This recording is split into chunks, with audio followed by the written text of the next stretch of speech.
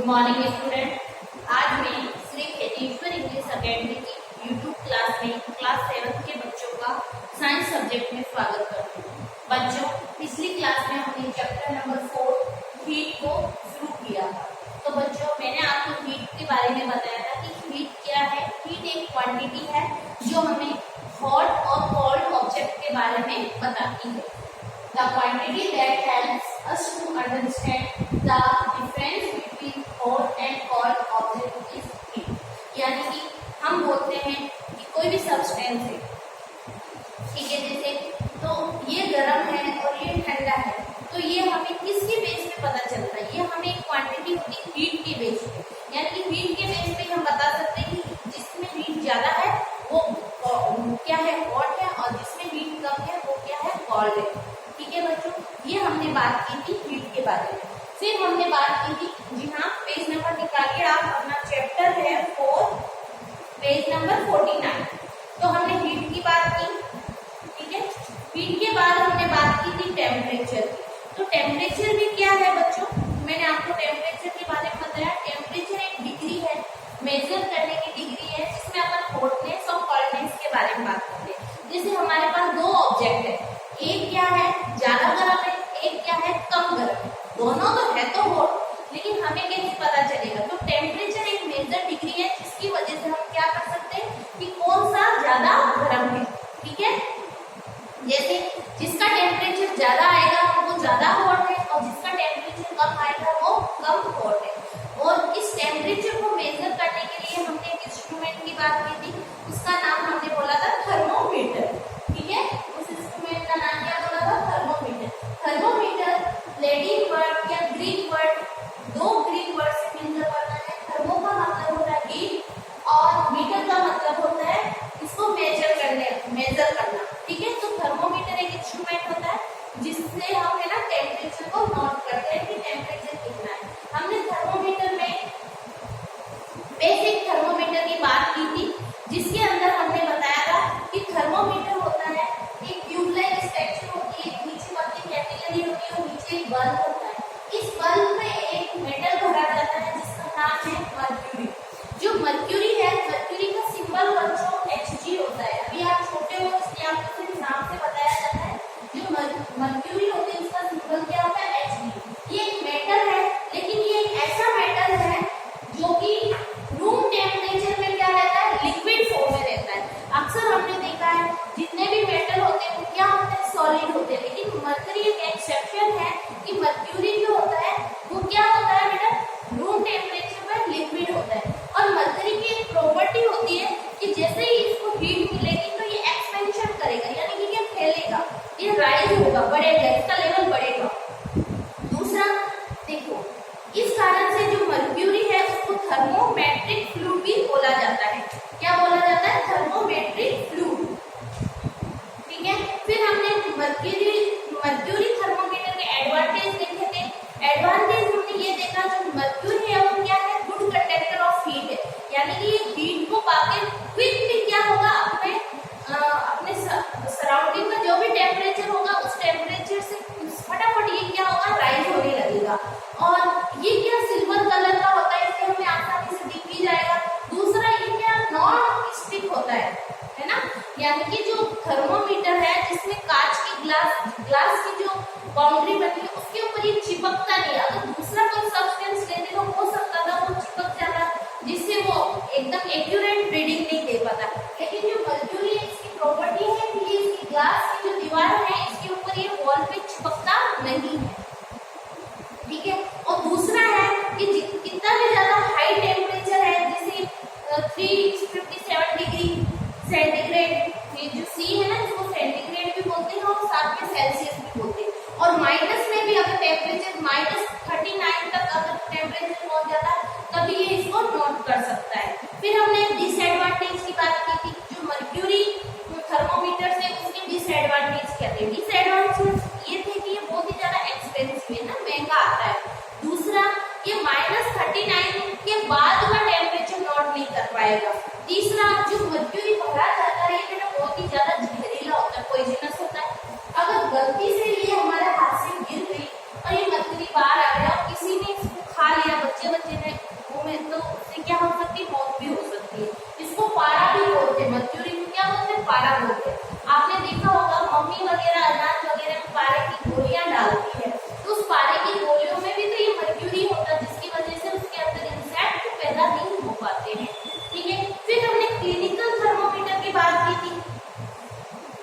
Clinical thermometer में ये bulb नहीं होता है, सीधी क्या होती है, पतली सी ट्यूब होती है, ठीक है।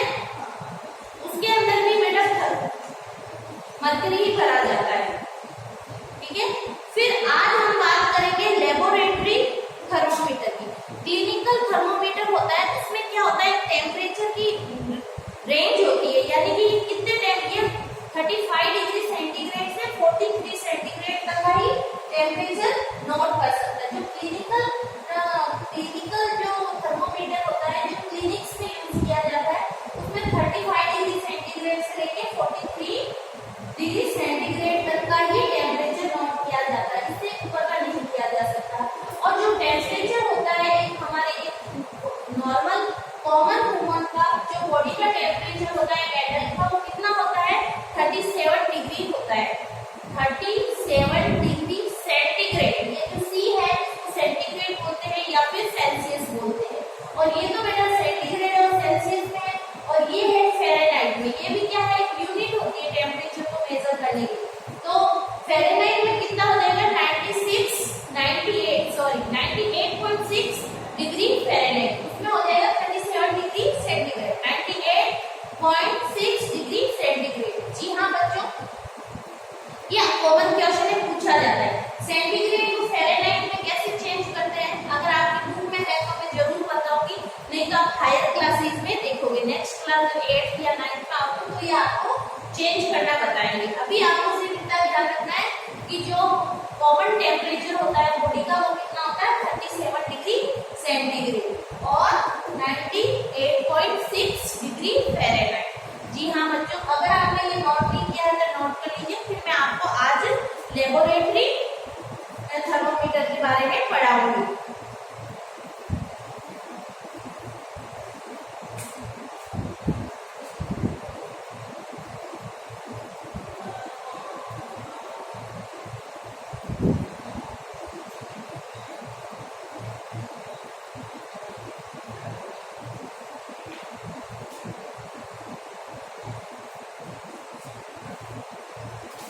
जी हाँ बच्चों, अब हम लेबोरेटरी थर्मोमीटर के बारे में पढ़ते हैं।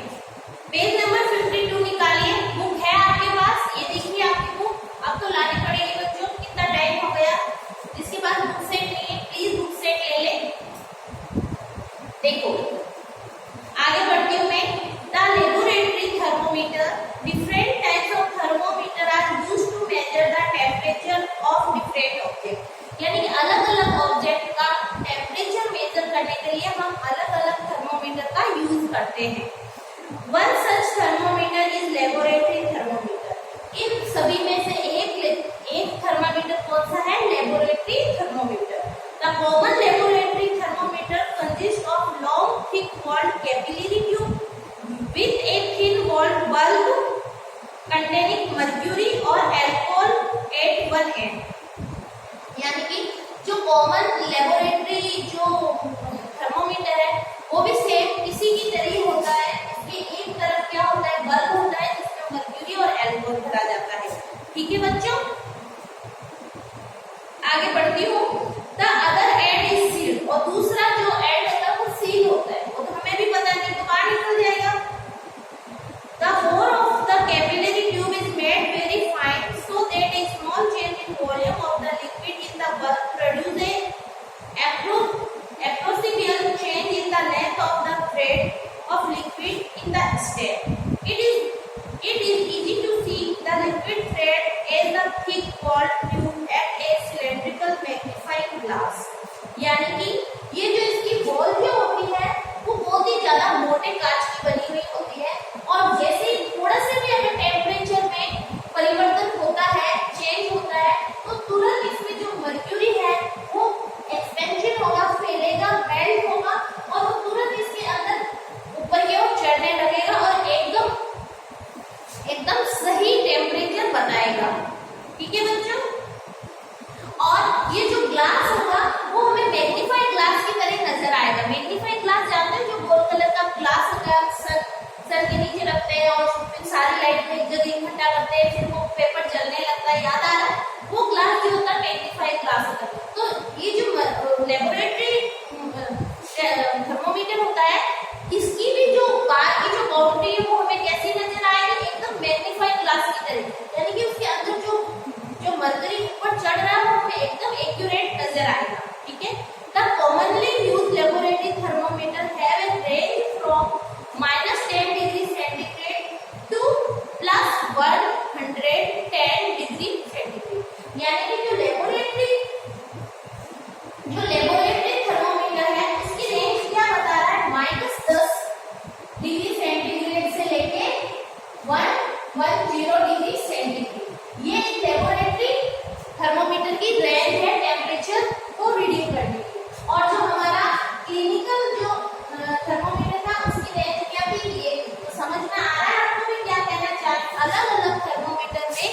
अलग अलग टेम्परेचर को नोट करने की कैपेसिटी होती है।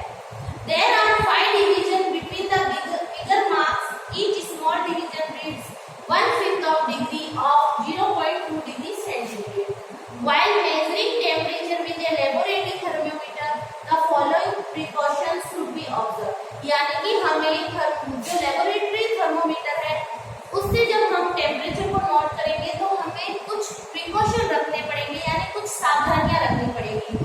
Wash the thermometer before and after use करने से पहले और यूज करने के बाद हमें थर्मोमीटर को धोना होगा। Handle the thermometer with care to prevent breaking. ये कांच का होता है, इस कारण से इसको पकड़ने से पहले हमें बहुत ही सावधानी रखनी पड़ेगी ताकि ये हमारे हाथों से गिरे नहीं और इसमें कोई भी क्रैकेज ना हो। It should be kept upright and not hanging. ठीक है? Hold the thermometer horizontally at the eye level. हमारा जो eye level है उसके अनुसार इसको horizontally रखना होगा। The bulb should be completely surrounded by the substance whose temperature is being measured, and the bulb should not touch the side of the container. यानी कि जैसे हमारे पास कोई बीकर है या कोई ग्लास है, उसके अंदर हमने कोई लिक्विड भर रखा है और हम उसका टेम्परेचर नोट करें तो उसको भी एकदम सेंटर में डीप करना है ना। हमारा जो थर्मोमीटर का जो बल्ब है वो उसकी दीवारों से, कंटेनर की दीवारों से टच नहीं होना चाहिए, क्योंकि दीवारों का टेम्परेचर कुछ अलग होता है। हमें बिल्कुल उस लिक्विड के अंदर ही रखना होगा जिसका हमें टेम्परेचर नोट करना होगा। ठीक है बच्चों, अब हम पढ़ते हैं इफेक्ट ऑफ हीट। जो हीट है, हमारे चैप्टर का नाम है हीट, उसके क्या क्या इफेक्ट है। हीट है द फॉलोइंग इफेक्ट। हीट से हमें कौन कौन से इफेक्ट होते हैं जो नीचे लिखे हुए। The water becomes warmer, that is its temperature rises. thus heat causes increase in temperature. देखो, जब हम पानी को गर्म करते हैं, जो पानी हमारा गर्म होता है तो उसका टेम्परेचर क्या होता है, राइज होता है, यानी बढ़ता है। और जब टेम्परेचर राइज होता है इसका मतलब क्या है, जब हीट राइज होती है इसका मतलब क्या है, उसका टेम्परेचर भी राइज हो रहा है। और जब टेम्परेचर राइज हो रहा है तो इसका मतलब क्या, हीट भी राइज हो रही है। After the water has boiled for a few minutes the vegetable become soft and their taste change. That is, the vegetable is a chemical change, thus heat causes chemical change. यानी कि देखो बच्चों, heat causes increase in temperature. Heat की वजह से temperature increase होता है, heat की वजह से केमिकल चेंज होता है, ये इसकी इफेक्ट है। हीट की वजह से केमिकल चेंज कैसे होता है, ये कहना चाह रहा है कि जो ये का मतलब हो गया दुपला, कि हम जब किसी वाटर, गर्म वाटर होता है, बॉइल्ड वाटर होता है, उसके अंदर अपन वेजिटेबल को डाल देते हैं तो उनके टेस्ट में कुछ चेंजेस होता है। तो ये क्या हो गया, एक केमिकल चेंज हो गया। You might have seen your mother putting the metal lead of a new jam bottle in warm water so that it can be open easily. आपने देखा होगा कई बार हमारी जो सॉस की बोतल होती है, जाम की बोतल होती है, जो कांच की होती है, ग्लास की होती है, उसके ढक्कन नहीं खुलते तो मम्मा क्या करती है, गर्म पानी करती है और उसके अंदर उसको डाल देती है जिससे वो आसानी से खुल जाती है। तो ऐसा क्यों होता है, देखिए, the metal lid expand on heating and becomes loose. जो मेटल के लीड, मेटल के जो ढक्कन होते हैं वो क्या करते हैं, हीट पाके एक्सपेंड होते हैं, यानी फैलते हैं और आसानी से लूज हो जाते हैं जिससे वो आसानी से खुल जाते हैं। It can then be open easily, metal expand on heat. तो थर्ड पॉइंट क्या होगा, जो मेटल्स होते हैं वो हीट को पाके क्या करते हैं, एक्सपेंड होते हैं, यानी कि फैलते हैं। ठीक है बच्चों, नेक्स्ट पेज की ओर बढ़ो, पेज नंबर 54। द मर्क्यूरी जो कि लिक्विड है in the thermometer expand when put in contact with A hot body, liquid expand on heating. यानी कि जो लिक्विड होते हैं वो हीट को गेन करके क्या होते हैं, एक्सपेंड होते हैं। आपको पता है जो मर्क्यूरी है एक लिक्विड है, वो जैसे किसी हॉट बॉडी के कांटेक्ट में आता है तो मर्क्यूरी एक्सपेंड होता है और उसका लेवल बढ़ने लगता है। तो इसका मतलब क्या है, जो लिक्विड होता है क्या होता है, हीट को पाके एक्सपेंड होता है। नेक्स्ट है, if the water is examined under a powerful microscope before and after boiling. Water है उसको हम गर्म कर रहे हैं, गर्म करने से पहले और गर्म होने के बाद उसको एक बहुत ही अच्छे माइक्रोस्कोप के नीचे देखना है। देखने पर क्या फाइंड होता है, देखिए, it is found that many bacteria that were earlier present in the water have died. यानी कि जो ठंडा पानी था उसमें बहुत सारे बैक्टीरिया थे, लेकिन जब हमने गर्म किया उसको बॉईल किया तो क्या हुआ, वो उसमें से मोस्टली मर गए हैं। ठीक है, दस हीट इफेक्ट लिविंग ऑर्गेनिज्म। इसका मतलब हीट क्या है, लिविंग ऑर्गेनिज्म में अपना इफेक्ट छोड़ती है। जो हीट होती है वो लिविंग ऑब्जेक्ट पे क्या छोड़ती है, अपना इफेक्ट छोड़ती है। Fix a small balloon on the mouth of A empty बोतल। आपको क्या करना है, एक खाली बोतल के मुंह पे एक बलून को फिक्स करना है। Put the bottle in A hot water tube. You will observe that the balloon expand on heating and occupies the space in the balloon. Gases also expand on heating. यानी कि liquid heat की वजह से expand होता है, ठीक है, और गैस भी लिक्विड एक्सपेंड होती है, और जो मेटल होते हैं वो भी एक्सपेंड होते हैं। यानी कि ये कहना चाह रहा है, एक हमारे पास खाली बोतल है, आपको पता है खाली बोतल के अंदर हवा तो होती है, गैस होती है, एयर होती है, तो उस जो उसका मुंह है, मुंह के ऊपर हमें क्या करना, बलून को फिक्स कर देना, खाली बलून को। अब हम गर्म पानी करेंगे, गर्म पानी के अंदर उस बोतल को डालेंगे तो हम देखेंगे कि हमारा जो बलून है वो फूल जाएगा। तो ऐसा क्या होता है, गैस के अंदर जो हवा थी वो गर्म होकर ऊपर उठने से हमारा बलून फूल गया। यानी कि गैसेज जो होती है वो हीट की वजह से क्या होती है, एक्सपेंड होती है। तो बच्चों ये बहुत ही इम्पोर्टेंट है, ये क्वेश्चन आपसे पूछा जाएगा कि आपको हीट के इफेक्ट बताने। तो हीट के इफेक्ट क्या हो गए, एक तो हीट की वजह से टेम्परेचर बढ़ता है, हीट की वजह से केमिकल चेंज होते हैं, हीट की वजह से मेटल एक्सपेंड होते हैं, हीट की वजह से लिक्विड एक्सपेंड होते हैं, हीट की वजह से गैसेज एक्सपेंड होती है, और हीट की वजह से हीट अपना इफेक्ट डालती है इसके ऊपर, लिविंग ऑर्गेनिज्म। तो बच्चों एक बार इस पैराग्राफ को आप अच्छे से समझो, फिर हम ट्रांसफर ऑफ हीट को पढ़ेंगे।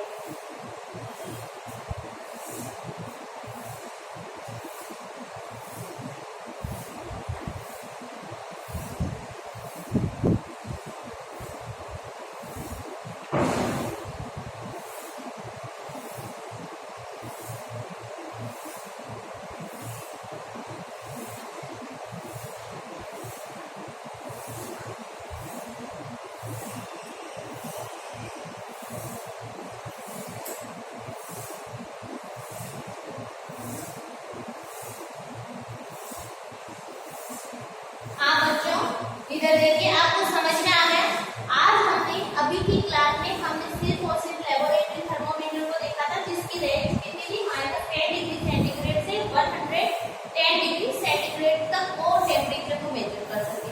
फिर हमने देखा कि हमारा चैप्टर का नाम हीट है, तो इस हीट के क्या क्या इफेक्ट हो सकते हैं। हमने बात की जैसे जैसे हीट इंक्रीज होगी वैसे वैसे टेम्परेचर भी क्या होगा, इंक्रीज होगा। फिर हमने बात की कि जो हीट होती है उसकी वजह से केमिकल चेंज होते हैं। इसके लिए हमने एक एग्जांपल लिया था कि अगर हम गर्म पानी होता है तो गर्म पानी में एक तो हम कच्ची सब्जी खाते हैं, तो एक हम बॉईल करके सब्जी खाते हैं। तो बॉईल करने से क्या हुआ, उसमें उसके टेस्ट में कुछ चेंज हो जाता है, यानी कुछ परिवर्तन हो जाता है। ये इसलिए हुआ क्योंकि गर्म पानी से उसमें क्या हो गया, केमिकल चेंज हो गया। फिर हमने बात की कि वो सिर्फ ढक्कन जैसे जार की बोतल है, उसका ढक्कन मेटल का होता है, सॉस की बोतल होती है उसका ढक्कन मेटल का होता है। कई बार नहीं खुलता है तो मम्मा क्या करती है, गर्म पानी में उस बोतल को डीप कर देती है। तो गर्म टेम्परेचर की वजह से वो क्या करता है, हीट पाके मेटल एक्सपेंड होता है और लूज हो जाता है, जिससे वो आसानी से खुल जाता है। तो मेटल जो होते हैं वो क्या होते हैं, हीट को पाके एक्सपेंड होते हैं। इसी तरह हमने लिक्विड की बात की, हम बार बात कर रहे थे, थर्मोमीटर होता है उसमें मर्क्यूरी भरा जाता है। मर्क्यूरी क्या होता है, हीट को गेन करके एक्सपेंड करता है। तो लिक्विड में भी क्या होता है, एक्सपेंडेशन होता है। फिर हमने बात की गैसेज की, अभी मैंने बलून वाला एग्जांपल बताया, तो गैसेज भी क्या करती है, एक्सपेंड होती है। और इसी तरह लिविंग ऑर्गेनिज्म में हीट का बहुत ही ज्यादा इफेक्ट पड़ता है। अब आगे आता है हमारा ट्रांसफर ऑफ हीट। हमारा नेक्स्ट पॉइंट है ट्रांसफर ऑफ हीट। तो बच्चों ट्रांसफर ऑफ हीट का मतलब होता है हीट एक जगह से दूसरी जगह या एक ऑब्जेक्ट से नेक्स्ट ऑब्जेक्ट में कैसे ट्रांसफर होती है। देखो पेज नंबर 54 में देखिए, transfer of heat. It is a common observation that A utensil when placed on a flame becomes hot. ये कॉमन ऑब्जर्वेशन है बच्चों, जैसे कहीं आग जल रही है, जैसे गैस है, गैस पे कुछ गैस